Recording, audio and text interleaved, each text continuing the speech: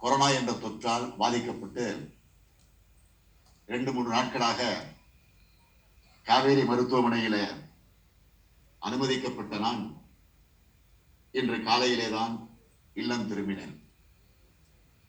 தொற்று என்பது முழுமையாக நீங்கிவிட்டது என்றாலும் மருத்துவர்களின் ஆலோசனைப்படி ஓய்வெடுத்து வருகிறேன். சாதாரணமான காய்ச்சலாக இருக்குமானால் அது குணமடைந்ததும் நம்முடைய பணிகளை தொடங்கிவிடலாம். கொரோனா தொற்று என்பதால் அது மற்றவர்களுக்கும் பரவாமல் இருப்பதற்காக நம்மை தனிமைப்படுத்திக் கொள்ள வேண்டும். தொற்று நீங்கிவிட்டாலும் சில நாட்களாவது ஓய்வெடுக்கணும். அந்த அடிப்படையில் நேரடியாக விழாவில் பங்கேற்பது இயலாத ஒன்றாகிவிட்டது.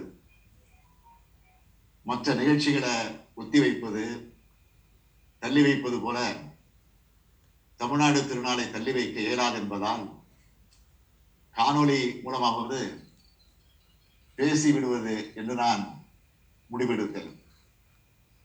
தமிழ்நாடு நாளில் பேசுவது என்பது எனக்கு கிடைச்ச மிகப்பெரிய பெருமை. காணொலி மூலமாக பேசுவதன் மூலமாக உடல் சோர்வு நீங்கிவிட்டதாகவே நான் உணர்கிறேன்.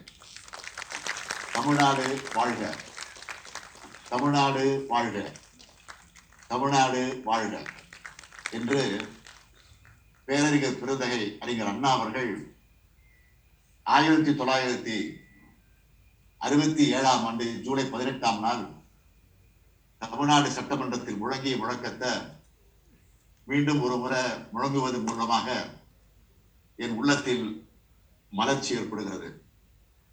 செந்தமிழ் நாடென்னும் போதினிலே இன்ப தேன் வந்து பாயுது காதினிலே, எங்கள் தந்தைய நாடென்ற பேச்சினிலே ஒரு சக்தி பிறக்குது மூச்சினிலே என்று பாடினார் மகாகவி பாரதியார்.